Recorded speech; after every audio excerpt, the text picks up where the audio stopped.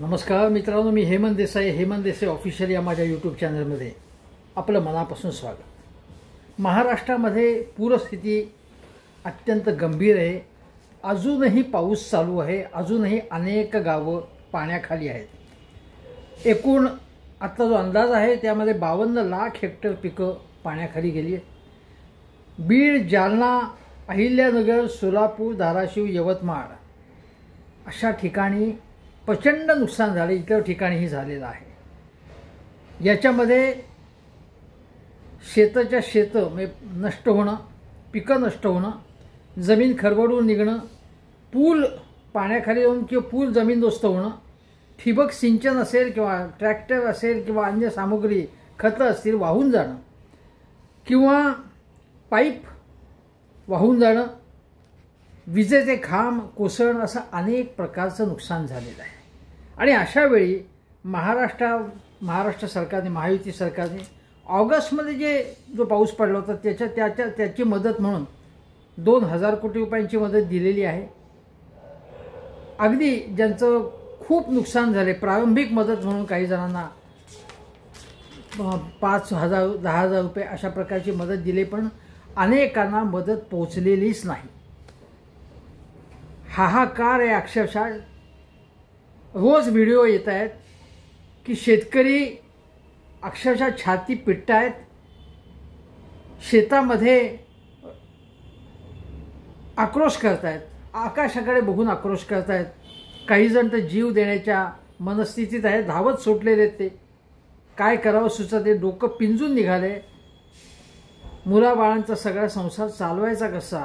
अनेक ठिकाणी वृद्ध आईबाप आहेत, लेकरांनाचे पुस्तकं भिजलेली आहेत, त्यांच्या शाळांचं नुकसान झालं आहे, हॉस्पिटलचं नुकसान झालं आहे, औषधांचा तुटवडा आहे, औषधं हवी आहेत, आरोग्याचा प्रश्न आहे, शारीरिक आरोग्याचा आणि मानसिक आरोग्याचा देखील। अनंत आघाड्यांवरती काम करायचं आहे। त्यामुळे केवळ संकुचित राजकारण करून उपयोग नाही। पण संकुचित राजकारण कोण करत आहे ते मुख्य म्हणजे महाराष्ट्राचे मुख्यमंत्री देवेंद्र फडणवीस। प्रत्येक प्रश्नाचं जगातल्या उत्तर त्यांच्याकडे आणि मोदीजींकडे आहे असा लोकांचा समज असला तरी तसं बिलकुल नाही।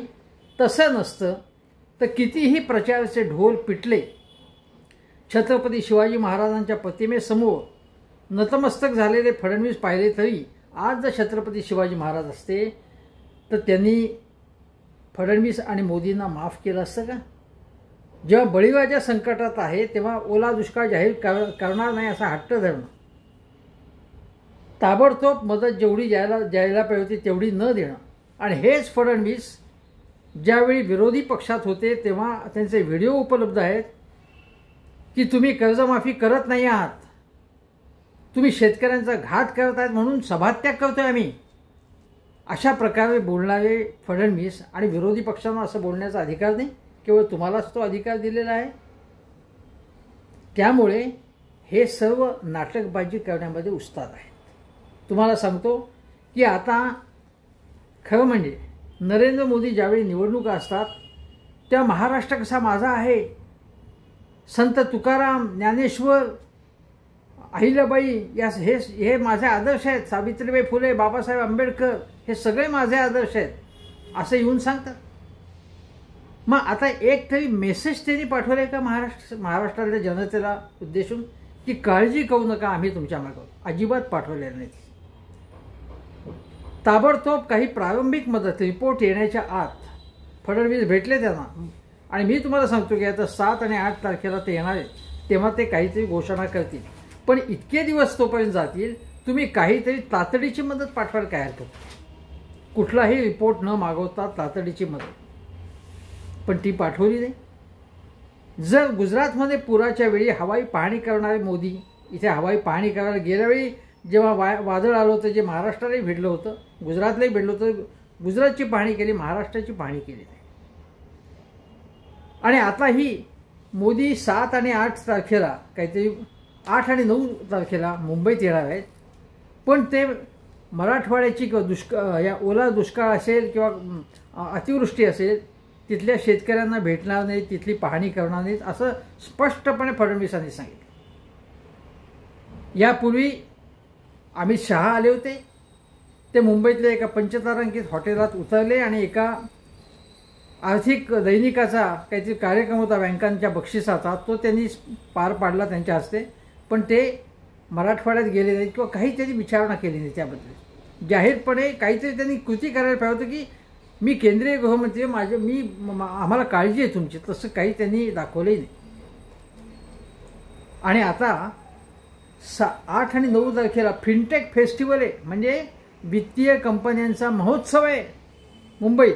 त्यासाठी येतात मोदीजी. त्याचप्रमाणे मेट्रो 3चं उद्घाटन, नवी मुंबई एअरपोर्टचं उद्घाटन, याला ते येत आहेत. यासाठी त्यांना वेळ आहे, पण या शेतकऱ्यांसाठी नाही आहे, शहरांसाठी वेळ आहे, खेड्यापाड्यांसाठी नाही, ग्रामीण भागासाठी नाही आहे. त्यांना वाऱ्यावर सोडून दिलेले जणू त्यांनी. फक्त पुण्या मुंबईचे नाशिकचे मोठे प्रकल्प आणि आम्ही कसं काम करतोय हे दाखवायचं, ढोल पिटायचे आणि मतं मिळवायची, हाच त्यांचा अजेंडा आहे. आज जर महाराष्ट्रात विधानसभा किंवा लोकसभाच्या निवडणुका असत्या तर त्यांनी काय केलं असतं मी तुम्हाला यापूर्वी 3-4 दिवसापूर्वी सांगितलं होतं. त्यानंतर संजय राऊतांनी अशाच प्रकारचं मत व्यक्त केलं. मी अगोदर केलं होतं, त्यानंतर त्यांनी व्यक्त केलं, असंच व्यक्त केलं. आणि हे वारंवार दिसून आलेलं आहे. अशा वेळी मी तुम्हाला सांगतो की ज्या प्रकारे यांचं संपूर्ण वागणं आहे की फक्त मोठमोठ्या गोष्टी करायच्या की आम्ही काही कमी पडू देणार नाही, आम्ही बळीराजाच्या मागे आहोत, शेतकरी हा अन्नदाता आहे आमचा असं म्हणायचं आणि प्रत्यक्षात काहीच करायचं नाही किंवा अत्यल्प करायचं आणि ढोल मात्र पिटायचं की आम्हीच सगळं करतो. आता 8 आणि 9 तारखेला जेव्हा मोदीजी येतील तेव्हा ते काहीतरी पॅकेजची घोषणा करण्याची शक्यता नाकारता येत नाही आणि त्याची प्रसिद्धी मग त्याचं कोडकौतुक केलं जाईल. पण तोपर्यंत किती दिवस जात आहेत बघा. अशा वेळी या सगळ्या पार्श्वभूमीवरती मुंबईमध्ये दसरा मेळावा होणार आहे उद्धव ठाकरेंचा. दसरा मेळावा हा उद्धव ठाकरेंच्या असली शिवसेनेचाच आणि तोच होणार आहे. या मेळाव्याला राज ठाकरे उपस्थित राहणार आहेत का, या प्रकारची चर्चा सुरू आहे. उद्धव आणि राज ठाकरे यांच्या मनोमिलनाची औपचारिक घोषणा झाली नसली तरी 5 जुलैच्या कार्यक्रमामध्ये हिंदी सक्तीच्या मुद्द्यावरून दोघे एकत्र आले होते. दोघं एकमेकांकडे वारंवार गेलेले आहेत आणि आता हम एक है असं त्याने अधोरेखित केलेलं आहे. रोजच्या रोज अशा प्रकारचं सांगण्याची काही गरज नाही, योग्य वेळी ते काय तो त्यांचा निर्णय जाहीर करते. आणि माझ्या मते हे माझं असं मत आहे की राज ठाकरेंनी काही ना काही प्रकारे एक व्हिडिओद्वारे एखादा मेसेज पाठवून दसरा मेळाव्याला आपल्या शुभेच्छा दिल्या पाहिजेत. दिल्या पाहिजे नाही द्याव्यात अशी माझी इच्छा आहे. किंवा त्यांनी 1 मिनिटं किंवा 5 मिनिटं तिथे उपस्थित राहून सगळ्यांना अभिवादन करावं आणि त्याच्यानंतर त्या मेळावा आणखीन चार्जअप होईल. मेळावा हा शिवसेनेचा आहे, म्हणजे शिवसेना वेगळा पक्ष आहे, त्याला दुसऱ्या पक्षाचा प्रमुख कशाला हजर राहायला पाहिजे असं तुम्ही विचाराल. पण 1982च्या वेळी जेव्हा घेवणी संप सुरू झाला होता त्यावेळी शरद पवार आणि जॉर्ज फर्नांडिस हे दसरा मेळाव्याला हजर होते शिवसेनेच्या. वास्तविक शिवसेना काँग्रेसच्या विरोधात. आता हे लोक म्हणतात ना की यांनी राहुल गांधींना बोलवावं, सोनिया गांधींना बोलवावं या दसरा मेळाव्याला, किंवा त्यांचे कोणी चिल्लर प्रवक्ते म्हणतात की ओवेसींना बोलवावं. त्यांना हे सांगायला लागेल की ओवेसी या संसदेचे सदस्य आहेत, खासदार म्हणून निवडून आलेले आहेत आणि ओवेसींचा पक्ष रीतसर निवडणुका लढवतो. तुम्हाला जर असं वाटत असेल या भाजपवाल्यांनी की ओवेसी हे देशद्रोही आहेत तर त्यांच्या पक्षावरती बंदी घाला, तुम्ही त्यांना अटक करा तुम्ही. तेव्हा ओवेसींचं नाव घ्यायचं आणि बदनाम करायचं आहे शिवसेनेला उद्धव ठाकरेंना. किंवा सोनिया गांधी राहुल गांधी, सोनिया गांधी राहुल गांधी समजा आले तर काय होणार आहे, काय चुकीचं काय त्यात. त्या व्यासपीठावर समजा आले, येण्याची शक्यता 100% नाही आहे, नाहीच येणार, पण आले तर काय, ते काय पाकिस्तानी आहेत, ते राष्ट्रद्रोही आहेत का. भारतीय जनता पक्षाच्या कुठल्याही व्यासपीठावरती, म्हणजे राष्ट्रीय अधिवेशन असेल किंवा अन्य कुठलंही व्यासपीठ असेल, तिथे कोणीच गेलेलं नाही अन्य विचारांचं, अन्य पक्षाचं? म्हणजे राष्ट्रसंघाच्या कार्यक्रमात प्रणब मुखर्जींनी आलं तर त्याच्यावर टीका झाली तर त्याचं संघवाले समर्थन करणार, पण उद्धव ठाकरेंच्या मेळाव्यात समजा सोनिया गांधी, राहुल गांधी आले तर त्याच्यावर टीका करणार. राज ठाकरे आणि उद्धव ठाकरे एकत्र येणं त्याच्यामुळे काही फरक पडणार नाही असं सारखं म्हणतात हे भाजपवाले किंवा शिंदे सेनेच्यामुळे. आमची तयारी झाली आहे. मग सारखं तुम्ही काय म्हणताय की काही फरक पडणार नाही, काही फरक पडणार नाही? तुम्ही उल्लेखच करू नका त्याचा. उल्लेख का करताय सतत? याचा अर्थ कुठेतरी त्यांच्यामध्ये अस्वस्थता निर्माण झालेली आहे. आणि मग जर हे जेव्हा एकत्र आले की मग शिंदेच्या विरोधात आज जे फडणवीसच्या मार्फत ज्या कारवाया चालू आहेत त्या कदाचित कमी होऊ शकतील. कारण शिंदेकडेही बाळासाहेबांचे विचार आहेत. ते असले ती शिवसेना आहे असं फडणवीस म्हणतात. कारण त्यांना दाखवायचं की उद्धव ठाकरेंनी आमच्याशी आमच्याबरोबर समजा घात केला असं त्यांचं मत आहे, म्हणून ती शिवसेना नकली आहे असं दाखवण्याचा प्रयत्न आहे. पण अजूनही सर्वोच्च न्यायालयात केस चालू आहे, निकाल लागायचा आहे. आणि कशा प्रकारे यांनी संपूर्ण उद्धव ठाकरेंशी दगाबाजी केली हे सगळ्यांना माहिती आहे. त्याच्यावर पुन्हा पुन्हा बोलण्याचं कारण नाही. पण बाळासाहेबांचा वारसा जो आहे, विचारांचा वारसा जो आहे, तो उद्धव ठाकरे आणि राज ठाकरे यांच्याकडेच आहे. बघा, बाळासाहेबांच्या मध्ये जी एक आक्रमकता होती ते जेव्हा युतीमध्ये होते राष्ट्रीय स्तरावरती आणि महाराष्ट्रात भाजपबरोबर, तेव्हाही निर्गुंतवणुकीकरण, खाजगीकरण असेल किंवा परदेशी गुंतवणूक, भांडवल गुंतवणूक असेल, एखादं क्षेत्र विमा असेल, बँकिंग असेल, यामध्ये परदेशी गुंतवणूक असावी का नाही याच्यावर ते स्पष्ट मत मांडून मतभेद व्यक्त करायचे. त्यांची जी काही मतं असेल ते रोखठोक मतं मांडायचे. ते भाजपचे कुठल्याही प्रकारे भाजपचं लांगुलचालन करत नव्हते, उलट भाजप त्यांचं लांगुलचालन करत होते. त्यांना भेटायला मातोश्रीवरती जात होते भाजपचे नेते. त्यांचं मत काय एखाद्या प्रश्नावरती ते ऐकून घेत होते. मग केवळ अडवाणी, वाजपेयी नाही, सुषमा स्वराज असतील, अरुण जेटली असतील, अन्य नेते असतील ते त्यांच्याकडे जायचे. प्रमोद महाजन असतील, मुंडे असतील, कारण त्यांचे विचार स्वतंत्र होते. भाजपची बी पार्टी असं शिवसेनेचं स्वरूप नव्हतं तेव्हा. बाळासाहेब असताना तेव्हा तेच स्वरूप होतं आणि तेच उद्धव ठाकरेंनी कायम ठेवलेली ती आक्रमकता, स्वतंत्र मत जे आहे आपलं, ते उद्धव ठाकरे ठामपणे मांडतात. म्हणून धारावी संबंधी, गौतम अदानी संबंधी थेट टीका करून थेट भिडण्याचं त्यांनी एक आक्रमकता ही दाखवली आहे. भाजपचा काय चाललंय, जय अडाणी जय अडाणी. उद्धव ठाकरे ते मानायला तयार नाहीत. आता त्यांचा वेगळा पक्ष आहे हे तर कबूलच आहे, पण जेव्हा एकत्र होते उद्धव ठाकरे भाजपबरोबर तेव्हाही ते काय म्हणत होते की मंदिर वही बनाएंगे, तारीख नाही बताएंगे. कारण मंदिराचं तुम्ही घोषणा केली आहे पण तुम्ही करत नाही आहात. हे उद्धव ठाकरे युतीत असताना स्वतंत्रपणे बोलत होते. ही बाळासाहेबांची स्टाईल आहे आणि हेच राज ठाकरेंची स्टाईल आहे. जरी ते जेव्हा भाजपच्या जवळ होते त्यावेळी देखील त्यांनी स्वतःचा आप ठेवला होता, राखला होता आणि वेळोवेळी वेगवेगळ्या प्रकारे ते भाजपशी मतभेद सुद्धा व्यक्त करत होते. अगदी भाजपचे काही मुद्दे त्यांना पटले, मोदींचं त्यांनी कौतुक केलं, पण त्याचवेळी त्यांनी जेव्हा पुलवामा झालं तेव्हा प्रश्न विचारले होते. त्यानंतर जेव्हा तेव्हा जवळ नव्हते, ते विरोधात होते तसे त्यावेळी भाजपच्या, पण नंतरच्या काळात जेव्हा जवळ आले ते थोडेसे भाजपच्या, तेव्हाही वेगवेगळ्या मुद्द्यांवरती राज ठाकरे टीका करत होते. त्यांनी स्वतःचं स्वतंत्र व्यक्तिमत्व भाजपमध्ये विलीन केलं नाही. ही बाळासाहेबांची स्टाईल आहे.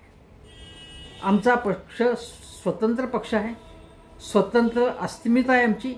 आम्ही राज्याची अस्मिता, महाराष्ट्राची अस्मिता, मराठी भाषेची अस्मिता मानतो आणि म्हणून आम्ही तुमच्या होला हो म्हणणार नाही.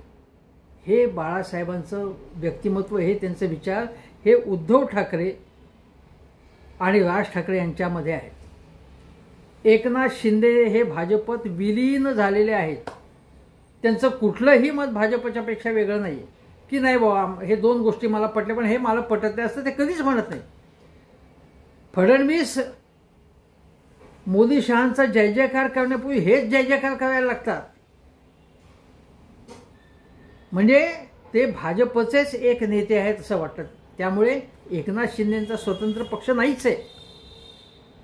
स्वतंत्र व्यक्तिमत्व नाही, स्वतंत्र विचार नाहीत, जहाल ज्वलंत विचार नाहीत. हिंदी भाषा सक्तीच्या वेळी सुद्धा मुळमुळीत भूमिका. महाराष्ट्रातनं उद्योगधंदे बाहेर जातात, गुजरातमध्ये जातात, त्याबाबत मुळमुळीत भूमिका. कुठल्याही प्रश्नावरती त्यांनी कुठलेही प्रश्न म्हणजे कुठल्याही बाबतीत कुठल्याही विषयावरती केंद्र सरकारला प्रश्न विचारला नाही की बाबा मी तुमच्याबरोबर आहे पण मला हे पटत नाही असं ते कधीच बोलले नाही. असं कोण बोललं होतं? अगदी तुम्हाला सांगतो की युतीमध्ये असताना नितीश कुमारांनी कधी कधी प्रश्न विचारले, अकाली दलांनी प्रश्न विचारलेले आहेत. चंद्रबाबू नायडू आता बरोबर त्याच्यापूर्वी बरोबर होतं तेव्हा सुद्धा त्यांनी काही बाबतीत मतभेद व्यक्त केले होते. पण एकनाथ शिंदे मतभेदच व्यक्त करत नाहीयेत. ते लांगुल चलन करतात भाजपचं. ते भाजपचे गुलाम झालेले आहेत, ते आणि त्यांचा पक्ष. एकनाथ शिंदेच्या बरोबर जे नेते आहेत मला सांगा का कुठल्या बाळासाहेबांचे विचार त्यांनी घेतलेले आहेत? काय घेतलेले त्यांनी बाळासाहेबांचे विचार? काय संबंध त्यांचा बाळासाहेबांच्या विचारांशी? काही संबंध नाही त्यांचा. त्यामुळे ती नकली शिवसेना आहे हे लक्षात ठेवलं पाहिजे. बाळासाहेबांचं जे स्वतंत्र आणि हिंदुत्व, त्यांचं जे ज्वलंत हिंदुत्व होतं, जहाल हिंदुत्व होतं, महाराष्ट्राच्या बाबतीत ठाम रोखठोक आणि आक्रमकता त्यांची होती. मराठी भाषेबाबत होती, मराठी संस्कृतीबद्दल, मराठी नाटक, मराठी सिनेमा, मराठी साहित्याबाबत आग्रही भूमिका ज्या त्यांच्या होत्या त्याबाबत एकनाथ शिंदेंच्या आणि त्यांच्या सहकाऱ्यांच्या दृष्टिकोनानं काही संबंधच नाही त्यांचा याच्याशी. एक लक्षात घ्या की बाळासाहेब हे कलावंत होते, व्यंगचित्रकार होते आणि त्याखेरीज त्यांना अनेक कलांमध्ये रस होता. अनेक कलावंतांशी त्यांचे मैत्रीचे संबंध होते. तेच राज ठाकरे यांचे आहेत. नाटक असेल, कला असेल, साहित्य त्यांचा संबंध तोच उद्धव ठाकरे. आदित्य ठाकरे कवी आहेत, उद्धव ठाकरे हे चांगले फोटोग्राफर आहेत, त्यांना आर्टिस्टिक सेन्स आहे, त्यांनी काढलेली पुस्तकं बघा. हे बाळासाहेबांचे सगळे गुण या दोघांमध्ये आलेले आहेत. एकनाथ शिंदेच्या मध्ये हे काही आहे, कलेशी काही संबंध आहे का त्यांचा? साहित्याशी काही संबंध आहे? एकाच कलेशी त्यांचा संबंध आहे की समृद्ध होण्याची कला. कला समृद्ध नाही, कलेनी समृद्ध होण्याची नाही कला, समृद्ध होण्याची कला. मग ही समृद्ध होण्याची कला बघून देवेंद्र फडणवीसांनी सुद्धा काही त्यांची कामं स्थगित केली ते मुख्यमंत्री असतानाची. आता घोडबंदर रोडला किंवा ठाणे जिल्ह्यात जी वाहतूक कोंडी होती ते अविनाश जाधव ओरडतात. ते म्हणतात की तुम्ही तुमचा ताफा सोडा आणि येऊन बघा तुम्ही वाहतुकीतनं म्हणजे तुमची कशी वाहतूक कोंडीचा सामना करायला लागतो ते, असं शिंदेनं उद्देशून ते म्हणतात. गणेश नाईक त्यांच्या कथित त्यांच्या ताब्यातल्या ज्या महापालिका आहेत तिथल्या कथित गैरव्यवहाराबद्दल सतत गणेश नाईक बोलत असतात. आणि तुम्हाला सांगतो की अनेक कामांमध्ये हे आता बघा ते घोडबंदर रोडवरची वाहतूक कोंडी, त्याबाबत काही आदेश फडणवीसांनी दिले. आणि मग शिंदेनी काय केलं? शिंदेनी सगळ्या अधिकाऱ्यांच्या डोक्यावरती फोडून टाकलं. मुंबईमध्ये महापालिकेच्या ह्याच्यामध्ये जे काही घोटाळे झालेत आता त्या घोटाळ्याबाबत सुद्धा म्हणजे तुम्हाला सांगतो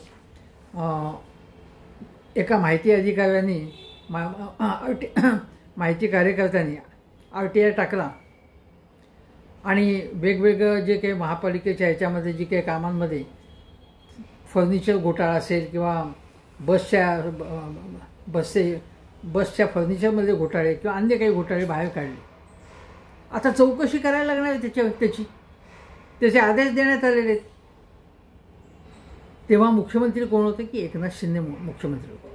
आदित्य ठाकरे यांनी यांचे अनेक घोटाळे बाहेर काढले हे लक्षात ठेवा. आता हे सगळं मी तुम्हाला सांगतो. म्हणजे हे घोटाळे हे भ्रष्टाचार तुम्हाला सांगतो. जेव्हा ठाणे महापालिकेत पूर्वी खूप भ्रष्टाचार झाला होता, टक्केवारीचं राजकारण झालं होतं, तेव्हा शिवसेनेच्या हातात होती ठाणे महानगरपालिका. त्यावेळी बाळासाहेबांनीच आदेश दिला होता आणि मग नंदलाल समिती नेमण्यात आली. आज बाळासाहेब असते तर ठाणे महापालिका, कल्याण, डोंबिवली इथे त्यांनी काय आदेश दिले असते, किंवा शिंदे सेनेतल्या एक एक मंत्र्याचं कर्तृत्व बघून त्यांनी कोणते शब्द उच्चारले असते, किंवा कसं फटकारलं असतं त्यांना, एकेकाला सोलून काढलं असतं अक्षरशः त्यांना. बाळासाहेबांचे विचार, हे माझे विचार आहेत का म्हणून सोलून काढलं असतं त्यांनी एकेकाला. हे सगळी बोगसगिरी चालली आहे यांची. नुसता मेळावा घ्यायचा, दसरा मेळावा घ्यायचा म्हणजे बाळासाहेब तुमच्यात आले असं नाही. आज संजय राऊत म्हणाले की फक्त मीच बाळासाहेब एवढं म्हणायचं बाकी राहिलेलं आहे आता तुमचं. मी आता माझं म्हणणं आहे की त्यांनी आता एखादं प्रति शिवसेना भवन उभारावं, पुतळे उभारावेत, बाळासाहेबांचे वेगळे स्वतंत्र स्मारकं करावीत, एवढंच राहिलेले आता. किंवा जसं मातोश्री आहे तसं तुम्ही तुमचं एक करा, आमचं हे मातोश्री म्हणून जाहीर करा, एवढंच राहिलेलं आहे. आज हे राजकारण तर झालं, पण मला सांगायचं आहे की परवाच्या उद्धव ठाकरेंच्या मेळाव्यात एकनाथ शिंदेंचा मेळावा होईल, त्याच्याबद्दल मला काही बोलायचं नाही. तो मेळावा होईल त्यांच्या पद्धतीने,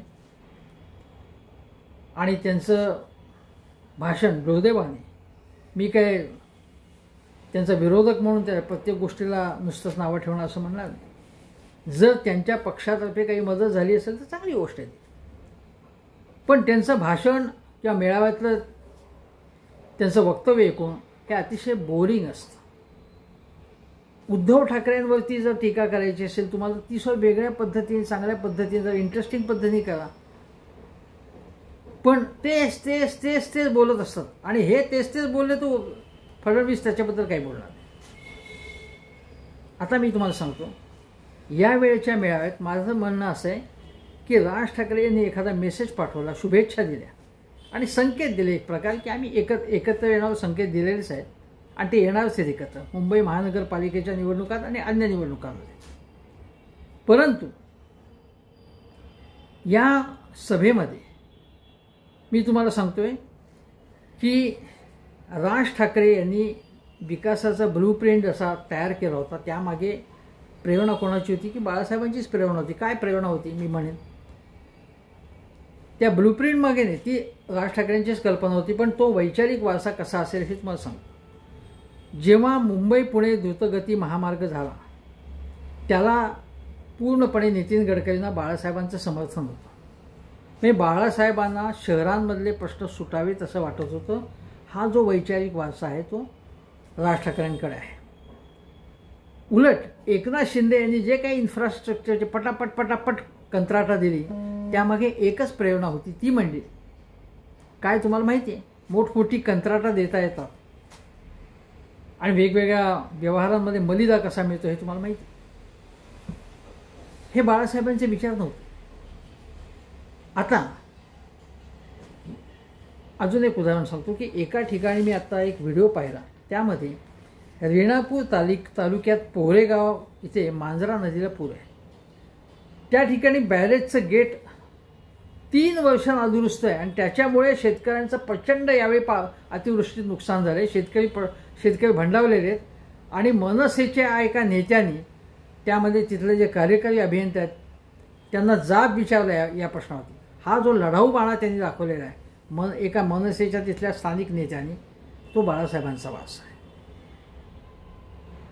राज ठाकरेंना सुद्धा बाळासाहेबांचा वारसा आहे त्यांच्याकडे, आणि ते म्हणतात की वारसा हा विचारांचा असतो, आहे त्यांच्याकडे तो वारसा. आणि त्याचप्रमाणे उद्धव ठाकरे हे बाळासाहेबांचा वारसा असल्यामुळेच ते ताबडतोब पूर परिस्थिती बघायला गेले. आणि मी म्हटलं होतं की यावेळी त्यांनी अधिक मदत याच्या अगोदर सुरू करायला पाहिजे. ती मदत आता त्यांची तयारी सुरू झाली आहे उद्धव ठाकरे यांच्या शिवसेनेची, आणि ते तिथे मदत पाठवणारच आहेत. अरविंद सावंतांसारखे नेते जे आहेत तेही खूप त्याच्यामागे उत्साह दाखवत आहेत. मला आठवते की अरविंद सावंत यांनी, मला जी माहिती आहे ती, धाराशिवला किल्लारीला भूकंप झाला होता तेव्हा धाराशिवला दिवाकर रावते, अरविंद सावंत वगैरे गेले होते आणि दिवाकर रावते ते नेते होते त्यावेळी. अरविंद सावंतांनी सांगितलं की तेव्हा त्याने एक गावच्या गाव वसवलं तिथे. किंवा दुष्काळ पडला होता, मुख्यतः जव्हार मोखाडामध्ये खूप तीव्र दुष्काळ, आणि तुम्हाला माहिती आहे ते कुपोषण, बालमृत्यू वगैरे. तिथेही खासदार अरविंद सावंत गेले होते त्यावेळी. किंवा कोल्हापूरमध्ये जो पूर, कोल्हापूर सांगली तिथे जो पूर आला होता काही वर्षांपूर्वी, त्या ठिकाणी पुण्याहून सगळी मदत घेऊन अरविंद सावंत आणि अनेक शिवसैनिक त्या ठिकाणी गेले होते. त्यांनी तिथे मदतही केली होती चांगल्या प्रकारे. हे आपण लक्षात ठेवलं पाहिजे. अजय चौधरी असतील, अरविंद सावंत असतील, आपले कोकणचे वैभव नाईक असतील, हे सगळे लढाऊ लोक आहेत आणि हे लोकांच्या मदतीस केव्हाही धावून जाणार आहेत. ओमराजे निंबाळकर असतील, ते कैलास पाटील असतील, असे अनेक जण आजही शिवसेनेमध्ये आहेत उद्धव ठाकरे यांच्या ह्याच्यात, की जे मदतीसाठी धावून जातात. आणि माझ्या कल्पनेप्रमाणे किंवा मला असं वाटतं की उद्धव ठाकरे यांनी या सभेमध्ये मराठवाड्यातला शेतकऱ्यांचा जो प्रश्न आहे आणि त्यामध्ये लॉंग टर्म अनेक समस्या त्याच्यामध्ये आहेत, हे तज्ज्ञांनी दाखवून दिले आहे. हे शेखर गायकवाड जे माजी आयुक्त आणि ज्यांनी ग्रामीण भागात खूप महत्त्वाचं काम केलेलं आहे, त्यांनी सांगितलं आहे की 2 पिढ्यांचं नुकसान शेतकऱ्यांचं झालेलं आहे किंवा शेत जमिनीचं नुकसान झालेलं आहे आणि त्यासाठी काय काय करायला पाहिजे, असे तज्ज्ञ आपल्याकडे अनेक आहेत. या तज्ज्ञांशी सल्लामसलत करून राज ठाकरे, उद्धव ठाकरे यांनी एखादा कृती आराखडा तयार करून त्या दृष्टीने काही प्रेझेंटेशन केलं आत्ता या सभेत नाही तर ते चांगलं होईल. कारण काही पक्ष शहरांमधले असले तरी ग्रामीण भागा आणि शहरांचा जवळचा संबंध असतो. राज ठाकरे हे शहरांच्या समस्या मुख्य म्हणजे मांडतात, पण शहरामध्ये कोण येतात? खेड्यापाड्यातले लोक नोकरी व्यवसायासाठी येतात ना तिथे. त्यामुळे ग्रामीण भागातही तेवढाच रस घ्यावा लागतो. आता यावेळी महाराष्ट्रापुढचं हे जे संकट आहे त्यामध्ये नेमकं काय करायला पाहिजे, मी असतो तर काय केलं असतं, आणि केंद्र सरकारने काय केलं पाहिजे, राज्य सरकारने काय केलं पाहिजे, समाजाने काय केलं पाहिजे, यासंबंधी काही एक चिंतन हे उद्धव ठाकरे यांनी करावं असं मला वाटतं. काही उपायही सुचवावेत आणि नेहमीच्या चौकटीपेक्षा एकनाथ शिंदेनं काय करायचं ते करू, भाजपला काय करायचं ते करू, दादांना काय करायचं ते करू, पण एक संपूर्ण कुटुंब एक मानणारा महाराष्ट्र आणि त्या कुटुंबाची जबाबदारी घेणारा करोनाच्या काळात असा हा नेता उद्धव ठाकरे यांनी यावेळी थोड्या वेगळ्या प्रकारे या सगळ्या गंभीर समस्येचा विचार करून काही एक मुक्त चिंतन करावं आणि थेट उपायही सुचवावेत आणि पूरग्रस्तांच्या मदतीला धावून जाण्याची एक शिवसेनेची म्हणून जे काही योजना असेल, कल्पना असेल किंवा जो संदेश असेल आपल्या शिवसैनिकांना की मदत घेऊन जा, कोणची मदत घेऊन जा, कशी मदत घेऊन जा, कुठे मदत घेऊन जा, यासंबंधी एक मेसेज द्यावा आणि महाराष्ट्राला तुमच्या मागे शिवसेना आहे अशा प्रकारचा एक आधार द्यावा. नेहमीचे आरोप प्रत्यारोप थोडेसे बाजूला सारून किंवा थोडे कमी करून तर ते अधिक योग्य होईल असं मला वाटतं. आज महाराष्ट्रापुरचं संकट फार मोठं आहे. त्यामुळे उद्धव ठाकरे किंवा राज ठाकरे यांच्यावर आपली जीभ चालवणारे जे लोक आहेत त्यांच्याकडे दुर्लक्ष करून हे महाराष्ट्रावरती संकट आहे, मुख्यतः मराठी माणसावरचं संकट आहे, शेतकऱ्यांवरचं संकट आहे. आणि ठाकरे, दोन ठाकरे हेच बाळासाहेबांचे वारस आहेत. एकनाथ शिंदेंचा काहीही संबंध नाही बाळासाहेबांच्या विचारांशी किंवा बाळासाहेबांशी. त्यामुळे बाळासाहेब जर आज असते तर त्यांनी काय केलं असतं? छत्रपती शिवाजी महाराजांनी बळीराजाच्या कल्याणाचा कसा विचार मांडला होता या प्रेरणा घेऊन आणि आम्ही दोघेही एकत्रच आहोत हा संदेश घेऊन लोकांना आणि महाराष्ट्राला आधार देणं आणि वाट दाखवणं भावी या संकटावर मात करण्याची, हे उद्धव ठाकरे करतील असं मला वाटतं, असं त्यांनी करावं असं मला वाटतं. एवढंच आवाहन करतो. आजची वेळ अतिशय गंभीर आहे आणि म्हणून मी एवढं बोलून फारसं राजकीय बोलत नाही, एवढ्यावरच थांबतो. धन्यवाद.